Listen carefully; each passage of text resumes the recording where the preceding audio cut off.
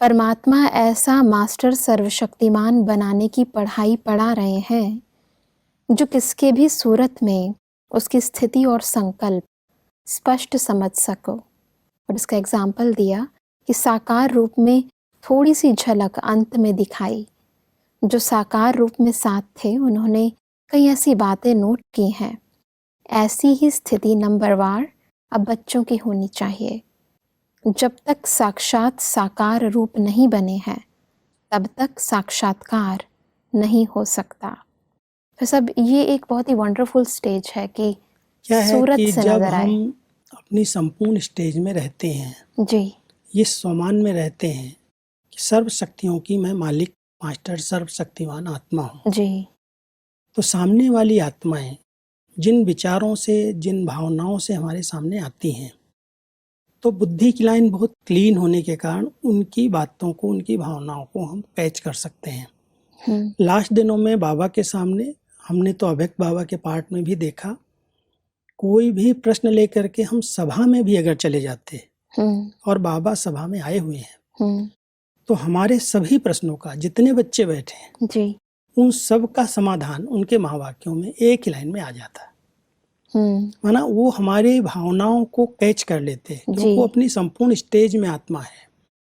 तो कुछ समय साकार में भी बाबा के सामने कई बच्चे प्रश्न लेके आते थे और बाबा के आगे आते ही सब प्रश्न भूल जाते थे। उनको उसका समाधान नेचुरल मिल जाता था। बाबा की दृष्टि से, वो वाइब्रेशन से वो फील होता था कि हमको जो मन में था वो बाबा ने कह दिया। हम बच्चों की भी स्टेज वो बने जैसे साकार में ब्रह्मा बाबा ने बनाई, हमारी निमित्त दादियों ने उनको फॉलो करके अपनी वो स्टेज प्राप्त की। दादी जी के सामने जाते थे, बोलने की ज़रूरत नहीं पड़ती थी, अचानक पूछ देती थी। एक दिन मैं ऐसे ही अचानक गया दादी के पास, जब यहाँ सेवाएं शुरू हुई जी कुछ तकलीफ होती थी, ऊपर से हम लोग आते थे रहने की, खाने की। यहाँ पर कई डिपार्टमेंट जब सेवाएं शुरू हुई तो सब व्यवस्थाएं तो नहीं थी जी। तो ऐसे ही हम गए एक दिन कि दादी से कुछ सेल्वेशन लेंगे। लेकिन जाते ही दादी बोलती है, आप लोग ऊपर से आते हो, आपको कोई तकलीफ होती होगी, कोई सेल्वेशन चाहिए।